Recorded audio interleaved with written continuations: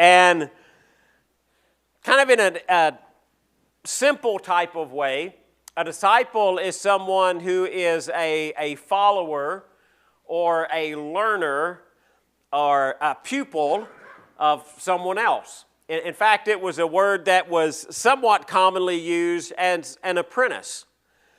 And when we start thinking about being disciples, I think we need to go back sometimes and just think about who are we a disciple of? I mean, what does that really mean if we decide that we want to be disciples? So you look around today and you have all of these people, and so we're in the auditorium, and you're thinking, well, this is church, right? So we come to church. Now, that terminology is not bad. It's an okay terminology. I've been using that terminology my whole life. You know, we went to church Sundays and Wednesdays as long as I can remember. Like every Sunday, every Wednesday, we went to church. We even had church clothes, right? Y'all remember when you had church clothes? Some of you still have church clothes. It's okay.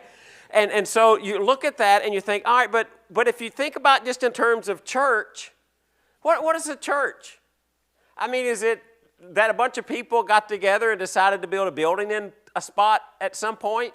Well, yeah, that kind of happened, didn't it? You know, there's some people that decided that, well, we needed to have a church, and they put a church here. They bought an old Pinnacle school building, and they called it Clarksville Highway Church of Christ. And so, but was the church the building, the spot? Well, no, the church, what are we kind of coming to? Well, is it important to have a spot? Young talk, it's okay. Is it important to have a spot? Like if y'all all wanted to meet, I don't think I could let y'all all meet at my house. We'd have to meet at somebody else's house, right? It's important for us to have a spot to meet. But the point is that it's not like we're coming to church. That's kind of good terminology. But what's a disciple? And what's a church?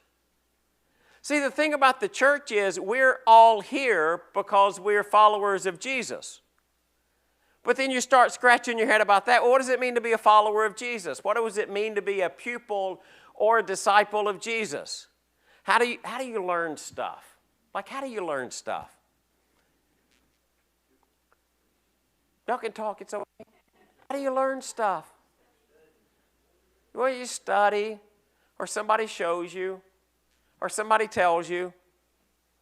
And those are all great ways of learning things. So if you're trying to be a disciple of Jesus, then we're going to be like Jesus, but what does that mean? I mean, what does that really mean if you really want to be a disciple of Jesus? And so like when we look at a question like that and we say, well, who is Jesus? I mean, I know all of the church answers that fly into your head, right?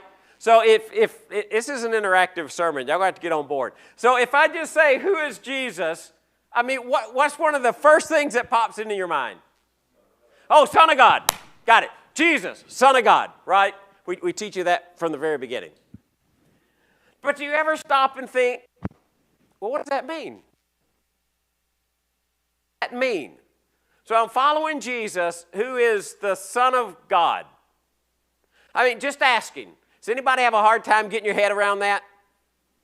I mean, just really kind of contemplating, what is it that means?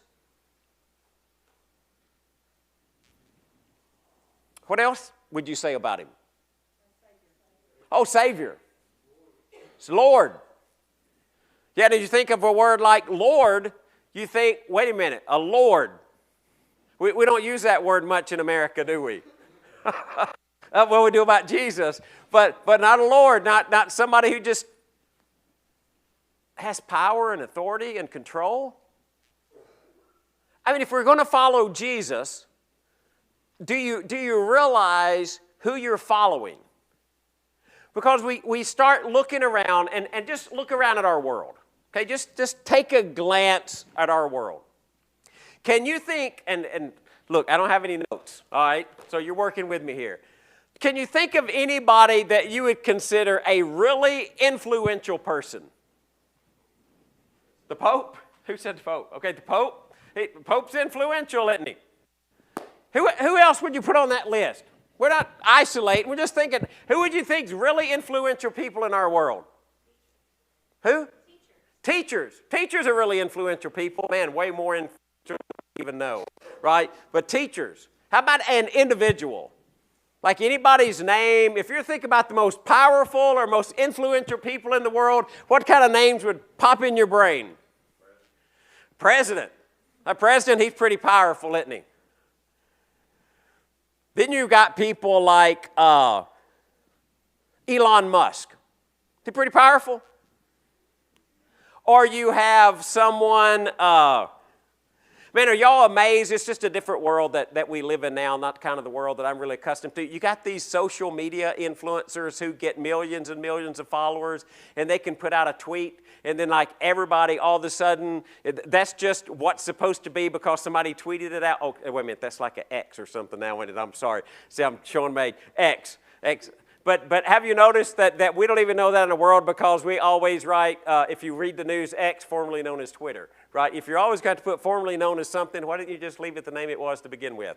Oh, say, so they send it, so it's not a tweet if it's not on Twitter, it's a, what is it now?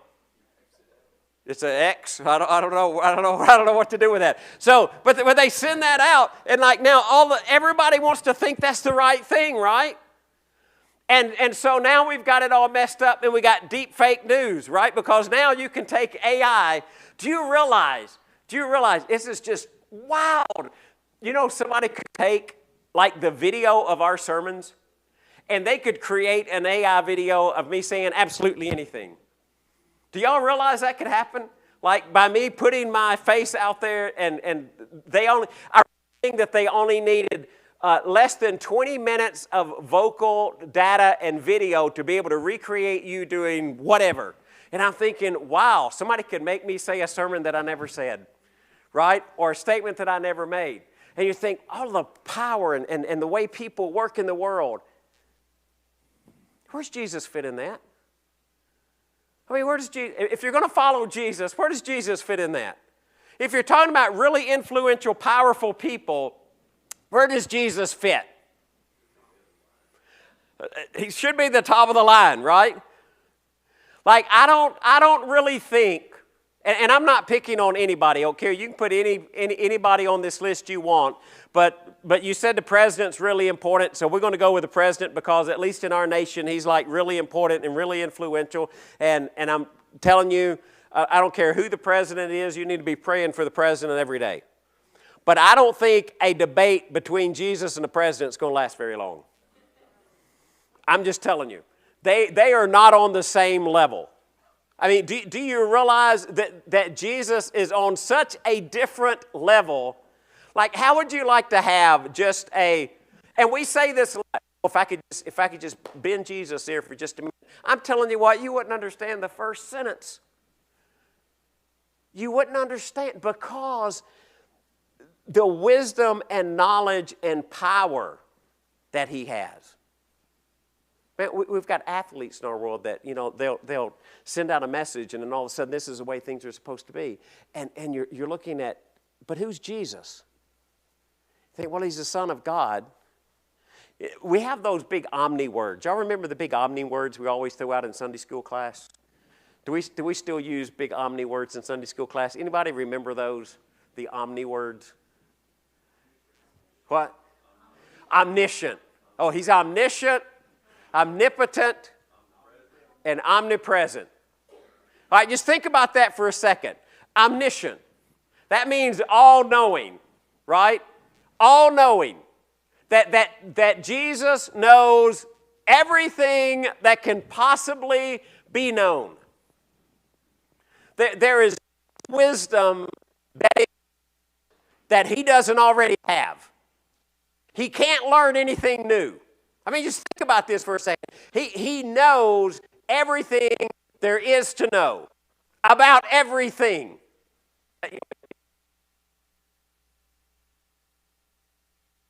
But I didn't say that. So,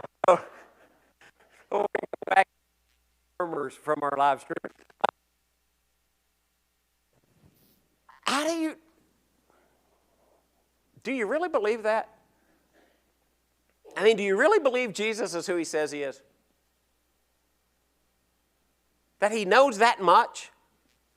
That he's omnipotent? That he has all power. There's not anything that he can't do. I mean, just think of a couple of examples from the gospel. There's this leper that comes to Jesus. And this is what he said. If you are willing, you can make me clean. If you're willing. But he knew Jesus could do what he was asking him to do before he asked him to do it. Remember the synagogue ruler came and his son was sick and he came to see Jesus. And Jesus said, hey, I'll go with you. And he said, oh, wait a minute, I don't really need you to come to my house. All I need is for you just to speak a word. All you have to do, you don't have to show up, Jesus. You just have to say, let it be that way, and it'll be that way. I mean, you think about the power that they understood Jesus had. Or the lady who was asking for a blessing, and Jesus said, well, I've only come to the lost sheep of Israel. And remember all of that, and she says, oh, I don't know if that's my phone or yours, but she said, I don't need all of that, Jesus. All I need is a little crumb that falls from the table. That's all I need. I don't need a whole meal. I just need a crumb. Just a crumb. And Jesus says, man, I haven't found faith like that. Because they understood the power that Jesus has. That's who I'm following. I'm not, you start getting the Bible out and you think, okay, well, who am I following? And we start thinking in terms of Jesus, and we start reading our Gospels, Matthew, Mark, Luke, and John. We start trying to get a glimpse at him. But then sometimes I just think you need to stop and just reflect for a minute on who is it that you're following. You're not here just so you can come to church on Sunday morning. You're here because you want to be a follower of Jesus. And who is it that you're following? Because he is absolutely unique. There's not anybody anywhere that's like him. And I know when we talk about Jesus and we start thinking about Jesus and he was without sin, I mean, and it's okay. It's okay. I'm not criticizing you in any way when I say this because I'm kind of in the same boat, all right? We're just sharing the same boat. We don't know we're in it. How many of y'all sometimes just kind of shake your head and, yeah, but he kind of had an unfair advantage. He was God. Well, I know he didn't sin, but he was God. I mean, was he really like me? I mean, was he really like me? Because, let's see, impatient, impulsive, too quick to make judgments, most times not very smart unless you get me in a really little box of information that I can kind of wait around in. I mean, was he really like me? Was he really like me?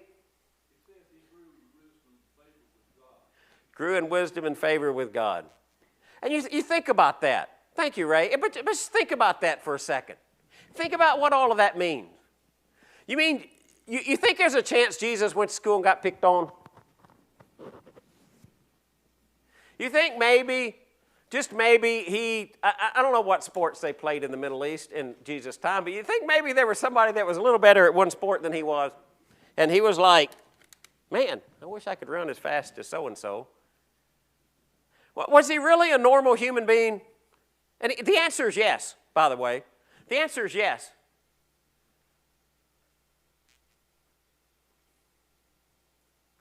Where do you go hide from him?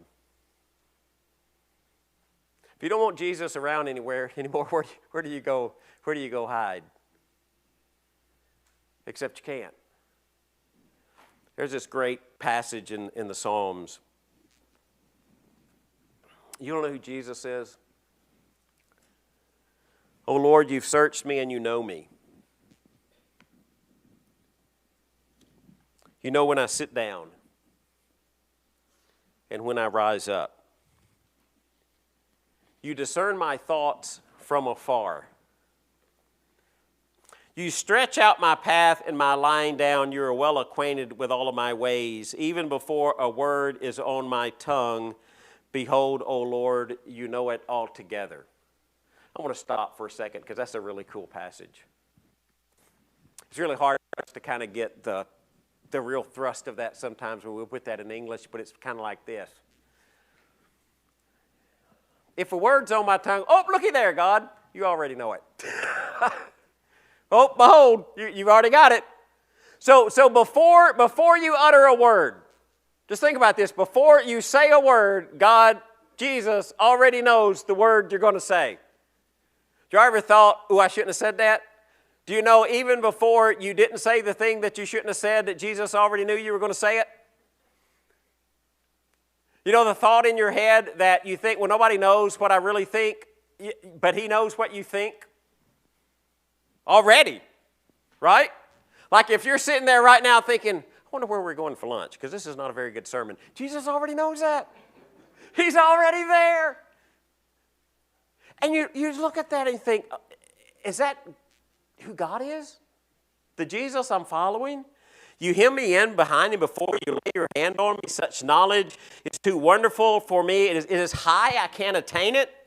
Where shall I go from your spirit, or where shall I flee from your presence? If I ascend to the heaven, you are there. If I make my bed in Sheol in the depths, you are there. If I take the wings of the morning and dwell in the uttermost parts of the sea, even there your hand shall lead me, and your right hand shall hold me fast. If I say, darkness shall cover me, and light about me be night, even the darkness is not dark to you, and the night is bright as the day, for darkness is as light with you. I mean, just listen to those words. Darkness is like light. That's the God that I serve. That's the Jesus that I follow. That's the one who came into the world in the flesh and said, follow me. That was, I mean, just, doesn't it mess you up when you think Jesus was born of a virgin? But then He died. But then even in His death, He wasn't like other people because He was resurrected, not to die again, but to live forever. So then He can rescue us who live in fear of death because He's already overcome death. That's the Jesus I follow. How many of y'all been amazed just kind of watching the news and I hate in some ways to even use this as an illustration because I don't like war at all. But, you know, this group shoots missiles and this group shoots missiles down. And you know, and you think of all the military firepower that's been used over the last little bit. And the destruction it can cause. And you realize you could combine all of those weapons together and Jesus could defeat every one of them. He wouldn't even have to lift a finger. He wouldn't even have to lift a finger. There is no power like Him anywhere. A God who can create life. Create life. Man, we can do a lot of things medically, can't we? I am amazed. But we can't create life. A God who can speak a world into existence. Just speak it into existence. Just say, let there be light. I don't think we can create light, can we? Oh, we got artificial lights, but not that kind of light. A God who can take dust, just dust, and He forms it into a human being and He breathes the breath of life into it. That's who we follow. It's not following a set of rules or a set of doctrines. It's not following a church name. It's following a person. It is being a disciple of Jesus, a somebody who was the Son of God in the flesh. So being a disciple means that I'm going to live my life, I'm going to walk so that I am like Him. That's what unites us. It's not that we come to the same place on Sunday morning. That's part of it, but that's not what it's about. When we come here, it's just not so we can smile at each other and ask how our week is going and ask if we've had a good day or are we feeling better. Although I appreciate all of y'all asking me if I was feeling better. And if I told you I wasn't, y'all would all be out the back door because you'd be thinking I'm spreading all germs, right? But it's not all about that, right? That's part of it. But you know what unites us? What should unite us is we are a collection of people who are trying our very best to model who Jesus is. We want to be like Him. So we love our enemies. And we recognize the one that we serve. And we're willing to follow Him. And let me ask you this. If you're not going to follow Him, who are you going to follow? Who are you going to model? Who are you going to be like? You're going to be like, or the next president, or the one after him, or the one after him, or the one after him, or the one after him. It's never ending, right? You model your life around a sports star, or a singer.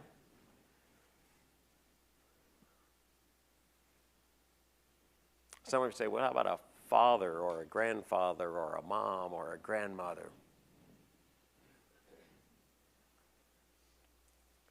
Or do you want to be like Jesus? That's what it means when Jesus shows up and He says, follow me. I want you to be like me. What will you be like when you're resurrected?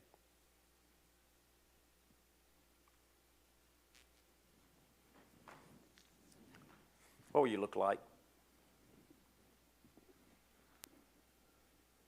What will you sound like? Let's just play a game for a second. I'm going to pick on her, and she's not going to like me, but it's going to be okay. Let's say that I'm resurrected in the 18-year-old Greg Smith body, and Olivia Merritt is resurrected in a 70-year-old Olivia Merritt. Olivia, don't want to hurt your feelings, hon, but you at 70, I'll probably make me like way old. And you think, wow, how will I recognize her? I don't know what I'm going to look like, but I don't think I'm going to have any difficulty recognizing her. Do you ever just think about no beginning and no end? There are people that when I look out in this auditorium through my 19 years that are not physically present anymore sitting in this auditorium, but I can tell you I can still see their faces, and I can still tell you where they sit. I don't go out the back door that I don't think about Joe and Jean Arms, because she would always be there. She would sometimes hug my neck, sometimes she'd do other stuff, but we let that go. But there she was, in her smile. I think about where Mr. Roberts sat, and where Mr. Joe sat, and where Rick Farley sat, and a whole host of other people. Miss Nancy, I mean, I could go on and on and on. I don't mean to leave anybody out. But because they were followers of Jesus, this is what I know. They are more alive today than they have ever been. Because of who Jesus says, my life is not contained by 60, 70, 80, 95, 130 years. Olivia, if I see when you're 70, that's not my life. It's a part, but it's just a part. Because there is a Jesus I follow who is all-powerful and all-knowing and all-present, and He is my Lord, and He has promised me that He will rescue me from this body, and He will resurrect this body into something that is more glorious than anything that I can ever imagine. So when I say I want you to be a follower of Jesus, I don't want you to be a follower of a certain type of thought process or a group that meets in a certain building, or I want you to be a follower of the Son of God, who came into this world for one reason, so that you would find peace with God and He could grant you eternal life. And I just ask you, if you are not following Him, what are you following? What are you following? If you need to respond, I'm going to ask you to do that when we stand and sing.